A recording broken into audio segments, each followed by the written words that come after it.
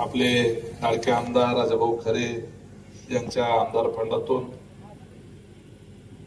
सावळेश्वर ते पाकणी रस्ता मजबूतीकरण 10 लाख रुपये, नारायण निळ वस्ती ते 16% माळा खडीकरण, तरटी वस्ती ते सावळेश्वर ग्रामीण मार्ग 2019 त्याला सुधारणा करण्याच्या करता 10 लाख रुपये, नॅशनल हायवे ते शिवाजी काकडे वस्ती पानंद रस्ता त्याला 24 लाख रुपये, तुकाराम गुंड वस्ती ते टेकाळे मळा या करता 24 लाख रुपये, अशा पद्धतीची ही कामं त्यांनी मंजूर केली आणि त्याचं भूमिपूजन करण्याच्या निमित्तानं आज आपण सर्वजण माननीय आमदार साहेबांच्या प्रमुख उपस्थितीमध्ये इथं सगळेजण जमले आहोत। त्याचप्रमाणे या ठिकाणी या कार्यक्रमाच्या निमित्तानं उपस्थित असलेले आपले मोहोळ शहराचे प्रथम नगराध्यक्ष ज्यांनी आता वेगवेगळे मुद्दे उपस्थित करून तडाखेबंद असं भाषण केलं ते माझे सहकारी रमेशजी बारसकर, या ठिकाणी आवर्जून उपस्थित असलेले माजी सभापती राहुलजी क्षीरसागर, नाही नाव समताताई गावडे, गाडी किती असते 14 वर्षानंतर पुन्हा एकदा त्यांना गळ्यात हार घातला ते त्यांचे मिस्टर सभापती नितीनजी सोनटक्के सर, विष्णू शिंदे, वसीम शेख, दिनेश सातपुते, नानासाहेब ननवरे, विजयजी पुजारी, वैभव जावळे, भैया कांबळे, सावळेश्वर गावातले सर्व नागरिक, तरुण मित्र, ज्येष्ठ वडीलधारी मंडळी, माता भगिनी आणि आपले बालमित्रांना पुढच्या आहेत बसायला, आज्यांना पण पुढच्या आहेत आणि तरुण मुलं काही जण उभी आहेत आणि या ठिकाणी मोठ्या संख्येने उपस्थित असलेला आपण सर्व बंधू आणि भगिनींनो, आता विकास कामाच्या संदर्भानं समताताई बोलल्या। सुरुवातीला एकदम कोणतरी फार आक्रमक बोललो, नाना गावडे, सावकाश अजून निवडणुका जाहीर व्हायच्या, त्यामुळे निवडणुकीसाठी रमेशजी दारुगोळा ठेवला,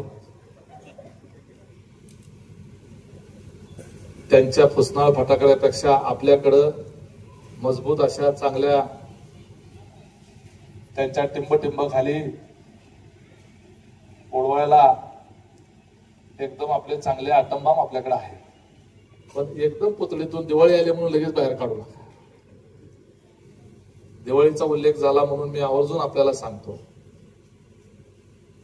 मी आणि आमदार साहेबांनी सकाळी चर्चा केली आणि आपल्या मोहोळ तालुक्यावर एक आसमानी संकट आलं। नुसतंच मोहोळ तालुक्यावर नाही तर सोलापूर जिल्ह्यावर आलं, नुसत्या सोलापूर जिल्ह्यावर नाही तर जवळपास अर्ध्या महाराष्ट्रावर या वर्षी पावसाची कृपा नव्हे तर अवकृपा झाली। रमेशजी, काही लोकांना पावसाची कृपा झाली असं वाटतंय। सिना नदीला, भोगावती नदीला, भीमा नदीला महापूर आला, सिनेचं पात्र 10 पटीने मोठं झालं। त्या लांबोटीच्या पुलावरनं बघितल्यानंतर त्या सुनील हॉटेलच्या मालकाचं घर, ज्यांनी तिथं बंगला बांधला, त्यांच्या 3 पिढ्यामध्ये त्या बंगल्याच्या पर्यंत कधी नदीला पाणी आलेलं नव्हतं, त्यांचा बंगला अर्ध्यापेक्षा जास्त पाण्याखाली बुडाला। त्यांच्या 25 म्हशी वाहून गेल्या।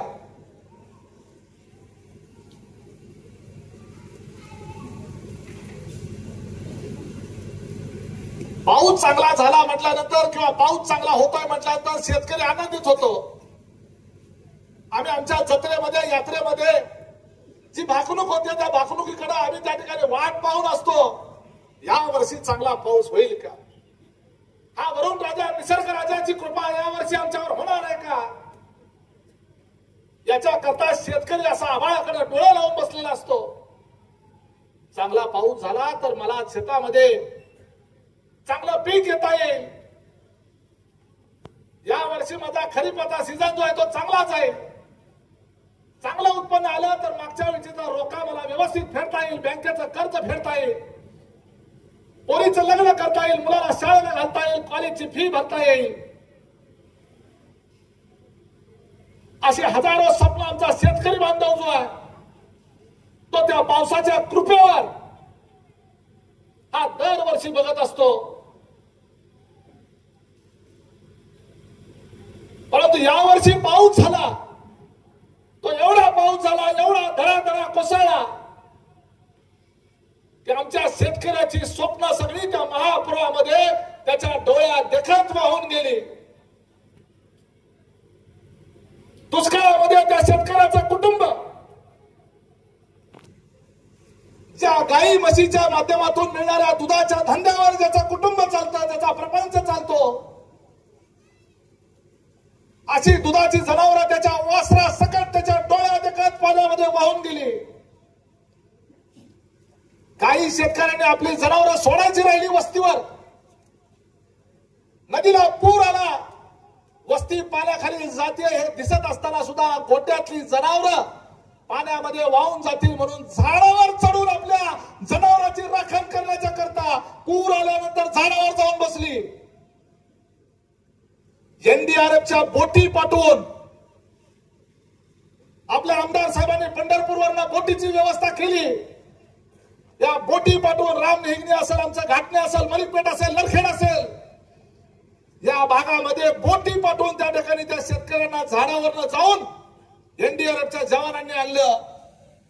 शेवटी जनावरांपेक्षा आपल्याला माणसाचा जीव महत्वाचा वाटतो, परंतु शेतकऱ्याला त्याचं पशुधन त्याला स्वतःच्या लेकराप्रमाणेच महत्वाचं वाटतं. ही जनावरं अनेक जणांचे शेतकरी ढसाढसा रडताना तुम्ही बघितलं असेल फेसबुकवर, माझ्या अकाउंटवर. आमदारांच्या आणि माझ्या छातीला लागून एक शेतकरी त्या विरवड्याचा ढसाढसा रडत होता. तो का रडत होता? तर त्याच्या वस्तीवरची 8 दिवसात व्यायला आलेली गाय, 1 लाख रुपयाची गाय, कर्ज काढून घेतलेली गाय, अशा व्यायला आलेल्या गायी 8-10 दिवसावर 15 दिवसावर व्यायला आलेल्या तर हाताच्या फोडाप्रमाणे स्वतःच्या पशुधनाला ज्यानं सांभाळलं, त्या गायीच्या पोटातल्या वासराला सुद्धा ज्यांनी जपलं, ती गायी डोळ्या देखत त्या पाकणीच्या बंधाऱ्यामध्ये पाण्यामध्ये वाहून गेली. स्वतःचं जर लेकरू अशा पद्धतीने नदीमध्ये वाहून गेलं, त्या आईचा जो टाव आहे की आपल्या डोळ्या देखत जर आपलं लेकरू नदीच्या पुरात वाहून गेल्यानंतर जेवढं दुःख होतं, तेवढाच एखादी गाय आपली जी सांभाळलेली आहे, आपलं वासरू ज्या वेळेला नदीमध्ये वाहून जातं, तेवढं दुःख त्या शेतकऱ्याला होतं. ह्या शेतकऱ्याचा दुःखाचा आक्रोश जो आहे, त्या मोहोळ तालुक्यामधल्या 36 गावामध्ये शेतकरी हा ढसाढसा रडत होता. त्या पाण्याकडे बघून, आपल्या जनावरं वाहून गेलेली बघून आक्रोश करत होता. उभं पीक पाण्याखाली त्या ठिकाणी गेल्यानंतर पाण्यात बुडून गेलं, ऊस बुडून गेला, बाग बुडून गेली, केळी बुडून गेल्या. एवढं प्रचंड नुकसान आपल्या डोळ्या देखत लाखो रुपये खर्च करून उभा केलेली पिकं आणि बागा पाण्यामध्ये बुडत असताना आमच्या तालुक्यातल्या युवा नेत्याला मात्र यावर्षी झालेल्या पावसामुळं या तालुक्यामध्ये ऊसाचं उत्पन्न प्रचंड वाढेल म्हणून त्यांनी एक वाक्य वापरला, त्याचा उल्लेख आमच्या रमेश बारसकरांनी केला. यावर्षी आपल्या तालुक्यावर पावसाची कृपा झाली. अरे लाज वाटली पाहिजे या लोकांना. मड्यावरचं लोणी खाण्याची जी प्रवृत्ती आहे, हा नीचपणा आहे, हा हलकटपणा आहे, हा निष्ठुरपणा आहे. शेतकऱ्याच्या औलाद म्हणता स्वतःला, त्या शेतकऱ्यांनी पिकवलेल्या ऊसाच्या जीवावर तुमचे कारखाने चालतात. त्या शेतकऱ्यांनी पिकवलेल्या ऊसाच्या जीवावर तुम्ही 50-50 कोटीचं चेअरमन हाऊस बांधता. ही जी आईशारामची चाललेली हजारो कोटी रुपयाची प्रॉपर्टी, हजारो कोटी रुपयाची जी मालमत्ता तुम्ही उभा केलेली आहे, या तालुक्यावर अनेक वर्ष जे राज्य केलेलं आहे, त्या शेतकऱ्यांनी कष्टाने आणि घामाने पिकवलेल्या ऊसाच्या जीवावर तुम्ही केलेलं आहे. आणि आज मोहोळ तालुक्यातला शेतकरी देशोधडीला लागलेला असताना, अनेकांचे संसार उघड्यावर पडलेले असताना, डोळ्या देखत घरदार वाहून गेलेले असताना, जनावर वाहून गेलेले असताना त्यांच्या दुःखामध्ये त्यांचं सांत्वन करण्याच्या ऐवजी, त्या शेतकऱ्याला मदत करण्याच्या ऐवजी त्याच्या दुःखावर मीठ चोळण्याकरता पावसाची कृपा झाली असं वक्तव्य करतात.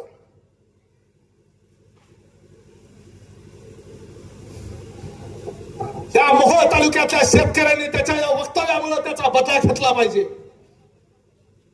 अशा शेतकरी विरोधी विचाराच्या, अशा धंदेवाईक मानसिकतेच्या विचाराचा पराभव केला पाहिजे.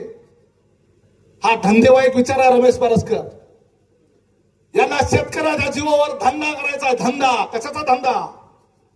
कारखानदारीचा धंदा, साखरेचा धंदा, दारूचा धंदा. हा धंदा त्याला मोठा करायचा. पाऊस किती झाला तरी उसाला काय होत नाही सगळ्याला माहित आहे. तरी सुद्धा नदीच्या कडेला पुरामुळं अनेक ऊस उत्पादक शेतकऱ्यांचा ऊस हा इतका पाण्याखाली गेला की त्या ऊसाचं सुद्धा प्रचंड मोठ्या प्रमाणावर नुकसान झालं. अरे ऊसाची मुळी वाढायची थांबली. पाण्यात ऊस असलेला वरून वाळायला सुरुवात झाली. त्याला मुळीला वाढच नाही. त्या मुळ्यांना श्वास घ्यायला जागाच नाही. सगळा चिखल झाला. ऊस सुद्धा उभ्यानं त्या ठिकाणी आडवा पडायला सुरू झालं. अर्धा पोपले भागात जाऊन बघा. त्या माझ्या पोपल्यामध्ये अख्खा आडवा ऊस झोपला. तुम्ही त्या एनकीमध्ये जाऊन बघा. ऊसामध्ये गेल्यानंतर कमरे एवढा माणूस चिखलात रुतत होता. एवढं पाणी त्या ऊसामध्ये होतं. त्या शिरापूरमध्ये जाऊन बघा. केळीची अख्खी बाग, 12 फुटाचं झाड, अख्खच्या अख्ख 12 फुटाचं झाड हे पाण्याखाली बुडालेलं होतं. फक्त पानं वर दिसत होती. अशी भयानक परिस्थिती या तालुक्यामध्ये असताना त्यांना जास्त पाऊस झाल्याचा आनंद मिळतोय. हा राक्षसी आनंद आहे. राक्षसी, हा राक्षसी मनोवृत्तीचा आनंद आहे. कारण ज्यापासून ऊसाचं उत्पादन चांगलं झालं तर आपल्या कारखान्याला मोठ्या प्रमाणावर गाळपाला ऊस मिळेल. जास्त गाळप झालं तर जास्त साखर तयार होईल. जास्त गाळप झालं तर जास्त दारू तयार होईल. जास्त गाळप झालं तर जास्त लाईट बी तयार होईल. जेवढं जास्त होईल तेवढं जास्त इकायला घावल. जास्त इकायला घावलं तर जास्त पैसे मिळतील. शेतकऱ्याला नाही, कारखान्याच्या मालकाला. तो मुद्दा तर वेगळाच आहे. माझा तर तालुक्यातल्या लोकांना आणि शेतकऱ्यांना आव्हान आहे. जोपर्यंत लोकनेते कारखाना 3500 रुपयाचा भाव जाहीर करत नाही तोपर्यंत त्याला ऊसाची कांडी सुद्धा घालू नका.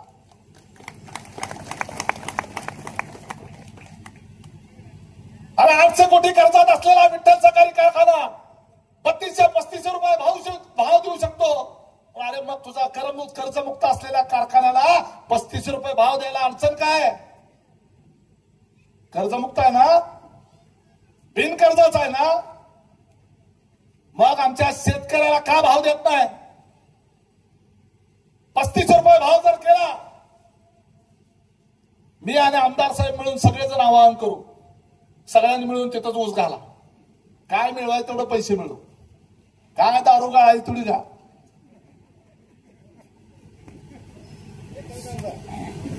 बरोबर आहे.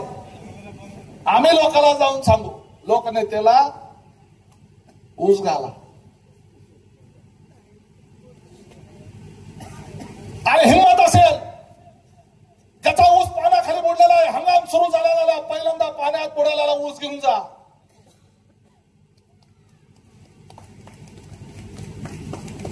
आडवा पडलेला ज्याचा ऊस आहे तो ऊस पहिल्यांदा घेऊन जा. शेतकऱ्यासाठी कारखाना काढला का स्वतःचा प्रपंच चालवण्यासाठी कारखाना काढला हे कळेल लोकांना.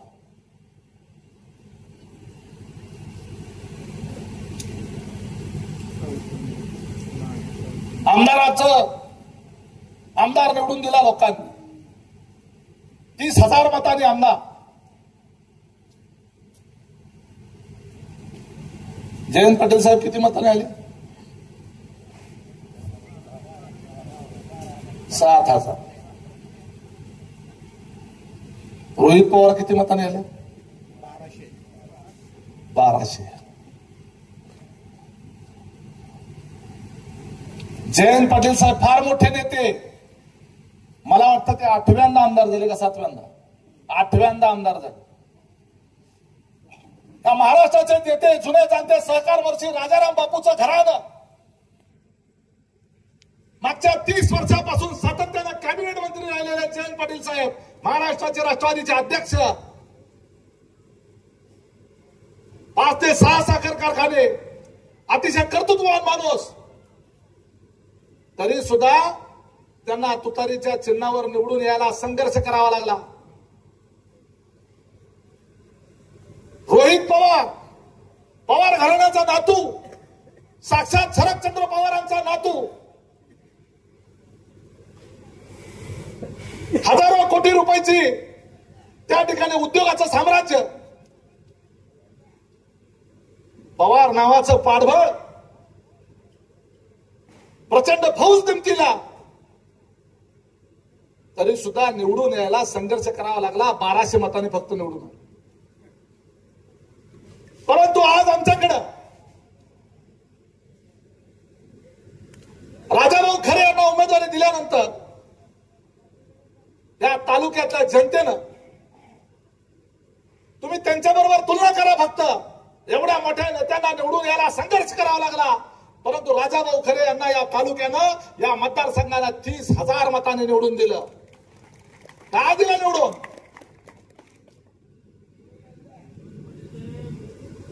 आमच्याकडे साखर कारखाना नाही, आमच्याकडे बँक नाही, आमच्याकडे पतसंस्था नाही, आमच्याकडे शाळा नाही. अरे तुम्ही म्हणता तसं आमच्याकडे पिठाची गिरणी सुद्धा नाही. तरी सुद्धा या तालुक्यानं परिवर्तन घडवलं. परिवर्तन घडवलं. तुमची माज आणि मस्ती जिरवण्याच्या करता ह्या तालुक्यानं परिवर्तन घडवलं. तर उद्या जिल्हा परिषदेच्या निवडणुकीमध्ये जरा जरी यांना सांध दिली, एक जरी एखादी जागा निवडून आली, तर पुन्हा हे माज करायला सुरू करतील. लक्षात ठेवा. आमचा आमदार गरीब असेल, आमचा आमदार कारखानदार नसेल, आमचा आमदार संस्थाचालक नसेल, परंतु आमचा आमदार माज कधीच करणार नाही याची गॅरंटी तुम्हाला आम्ही देऊ शकतो. आमचा आमदार तुमच्या आया बहिणीकडे कधी वाकड्या नजरेने बघणार नाही याची गॅरंटी तुम्हाला देऊ शकतो.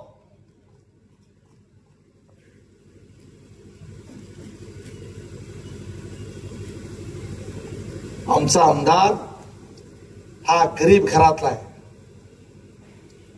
आमचा आमदार हा गरीब घरातला आहे. त्यामुळे गरीबाच्या व्यथा त्याला माहित आहे. पंढरपूरमध्ये टांगा चालवून स्वतःचा प्रपंच केलेला आहे. स्वतःच्या कुटुंबाचं गरज भागवण्याकरता जगाला जाण्याला जशीच आपण तुम्ही आम्ही जातो, आम्ही पुण्याला गेलो, तसं आमदार साहेबाला मुंबईला जावं लागलं. अशा गरिबीचे चटके सोसलेला आमदार हा मोहोळ तालुक्याचं आणि आपल्या भागाचं नेतृत्व करतो. समोरच्या लोकांकडे शेतकऱ्याला लुबाडून त्याच्या पैशाच्या जीवावर प्रचंड माज आणि मस्ती आलेली आहे.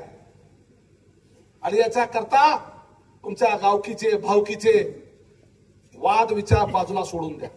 प्रत्येक गावामध्ये गावकी भावकी असते, प्रत्येक गावात असते, याही गावात आहे. परंतु ते वाद जे आहेत मतदारांनी, ते पुढाऱ्यांमध्ये राहू द्या. सगळे असतात, माझ्या गावात सुद्धा चालू असतंय. परंतु उद्याच्या जिल्हा परिषदेला आणि पंचायत समितीला जेवढं शिपूट राहिलेलं आहे वळवळ करायला, ते सुद्धा आपल्याला ठेचून काढायचं आहे. एवढं लक्षात ठेवा. एकदाच या तालुक्यातून पूर्णपणे हद्दपार केल्याशिवाय हा तालुका दहशतमुक्त होणार नाही. एवढं लक्षात ठेवा. यांनी पोचलेले बगल बच्चे, त्यांचा कार्यक्रम काय? मग तुमच्या गावातल्या असू द्या, ना तर शेजारच्या अर्जुन सोन गावातल्या असू द्या, त्यांचा कार्यक्रम काय? गोरगरिबांना त्रास देणं, दहशत करणं. सोलापूरहून माणसं आणून तुम्ही या ठिकाणी दहशत करता, तलवारी काट्या घेऊन इथं माणसं फिरवता. ही कुठली पद्धत आली? लढाई असते ते लोकशाही मार्गाने लढा.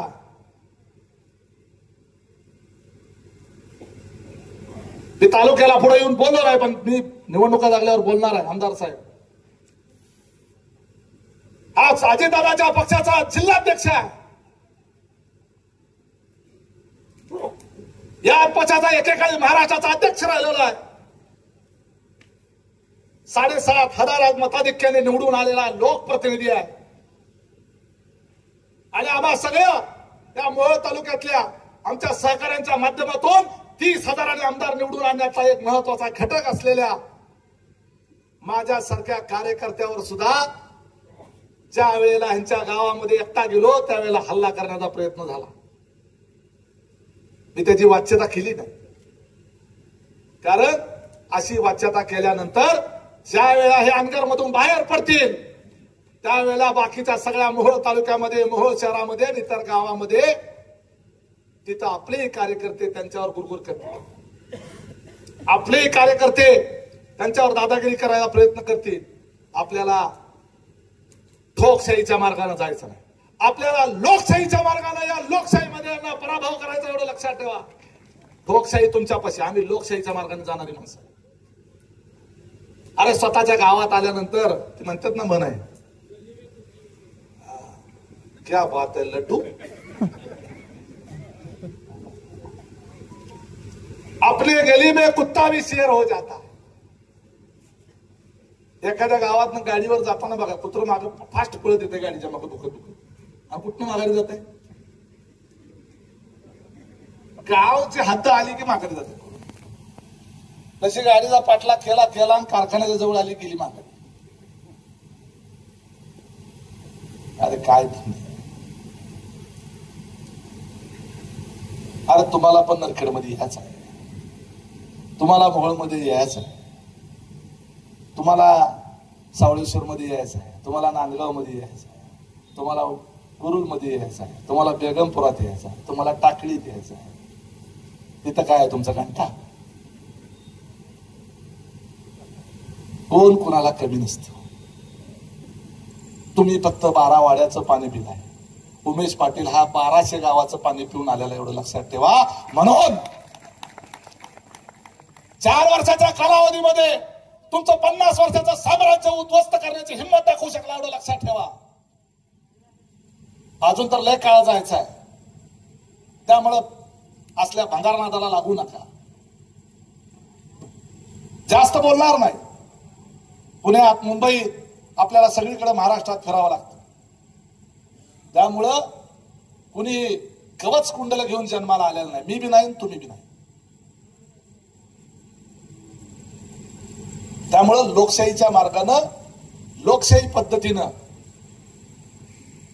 लढाई करा, हिंमत असेल तर. त्याला पळपुटेपणा म्हणतात. एकटा माणूस बघून त्याच्यावर दगड मारणं, त्याला पळपुटेपणा म्हणतात. अरे हिंमत असेल तर स्वतः या पुढं.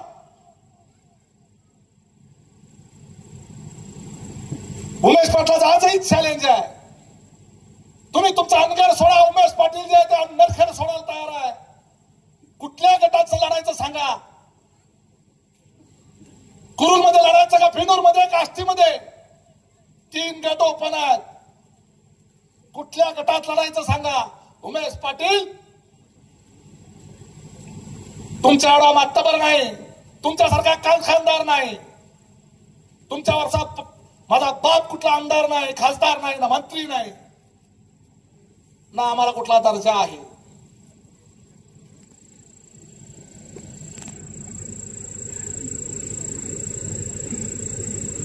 तरी सुद्धा आमच्यामध्ये हिंमत आहे. तुमच्यात जर हिंमत असेल, एवढा प्रचंड हजारो कोटी रुपयाचा पैसा, एवढा मोठा कारखाना, एवढा मोठा बंगला, एवढं लोकनेत्याचं मोठं नाव, गावाचं सगळं अख्खा तुम्ही परमनंट आमदार, तर हिंमत असेल माझ्या विरोधामध्ये लढून दाखवा. मी कुरुलमध्ये लढायला तयार आहे, पेनूरमध्ये आमचा चरण लढणार आहे, आष्टीमध्ये आमचे विजयराज दादा लढतील. बरोबर आहे. नरखेडमध्ये मी करायची ती करा, कोणाला उभा करायची ती करेन. हे म्हणलं होतं नरखेडमध्ये एखाद्या खुरपायला जाणाऱ्या बाईकडून ह्याचा पाडतो का नाही बघ म्हणला होता.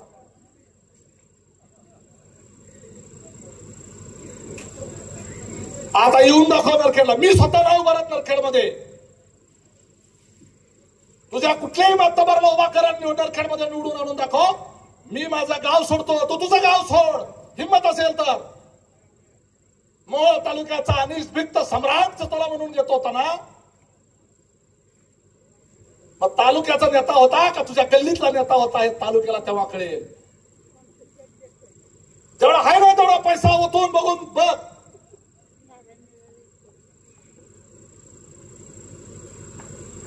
जर माझा पराभव झाला तर या मोहोळ तालुक्याचं राजकारण सोडून दे, जिल्ह्याचं राजकारण सोडून दे. हिंमत असेल तर लढायची हिंमत दाखव. बघूया हिंमत आहे. आम्हाला पराभवाची भीती नाही. आम्ही या मोहोळ तालुक्याला दहशतीतून मुक्त करण्याच्या करता, या तालुक्याला स्वातंत्र्य देण्याच्या करता ही लढाई आम्ही लढत होतो. त्यामुळे या लढाईमध्ये आम्ही शहीद होण्याची सुद्धा तयारी दाखवलेली होती. विजयराज डोंगरे असतील, रमेश बारसकर असतील, आमचा सचिन जाधव असतील,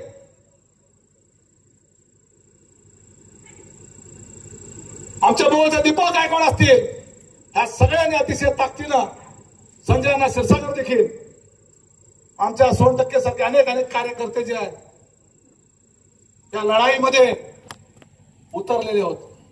आता सारखी चर्चा चालू आहे आमदार साहेब. चर्चा अशी चालू आहे ती बचाव संघर्ष समितीमध्ये फूट पडली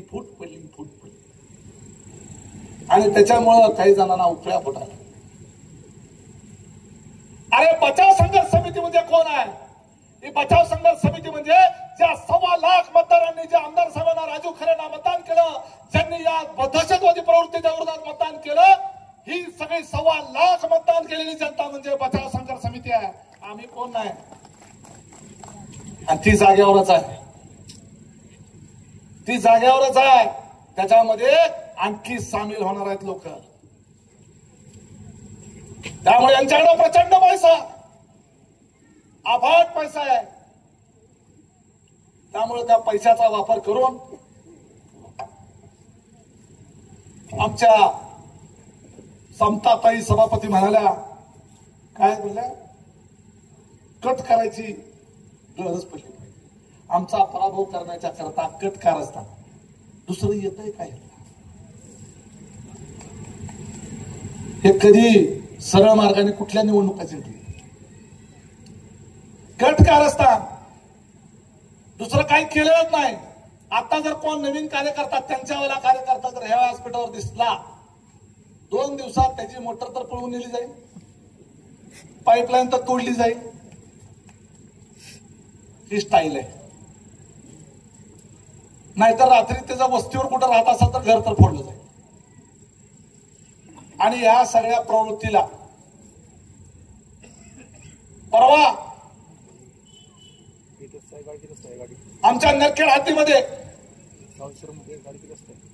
आमच्या शेतकऱ्यांच्या मोटरी आणि पाईपात चोरून नेणाऱ्या चोरांची टोळी सापडली. त्याच्यावर गुन्हा दाखल झाला. का दाखल झाला? आमच्या हद्दीत सापडले म्हणून गुन्हा दाखल झाला. आमच्या नरखेडच्या हद्दीत सापडले. चोर कुठले होते? चोर होते अनगरचे. टोळी अनगरची होती. सगळ्याच्या सगळे चोर अनगरचे. आणि या चोरांना सोडा म्हणून सांगणारा दरोडेखोर कोण होता? या चोरांचा मोरक्या म्हणजे कोण? चोरांच्या टोळीच्या मोरक्याला दरोडेखोर म्हणतात. आणि सिंगल चोरी करणारा जो असतो तो चोर, आणि अजून बारक्या चिरक्या चोऱ्या करणारा बुरटा चोर. आणि सगळ्या चोरांच्या टोळीला सांभाळणारा तो दरोडेखोर. जर सोय असेल आमदार साहेब, त्या दिवशी रात्री 12च्या ते 1च्या नंतर मोहोळच्या पीआयला कुठून फोन आले होते याचं कॉल रेकॉर्ड करता आलं तर काढा. काय म्हणून फोन केले?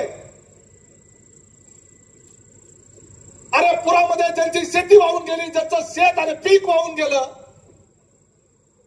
ज्यांची घरे वाहून गेली, त्या शेतकऱ्याला चिखलातून त्या नदीवरच्या मोटरीकडे जाता आलं नाही. त्यांच्या अडकून पडलेल्या मोटरी सुद्धा चोरायला तुमच्या गावातले चोर तिथे येतात आणि त्यांना वाचवण्यासाठी तुम्ही पोलीस स्टेशनवर दबाव आणता. ही प्रवृत्ती लक्षात ठेवा. आज एखादी मोटर 50,000 रुपये खर्च येतो. पायपासकट 2 मोटरी बसवल्या तर लाखात जातो हिशोब.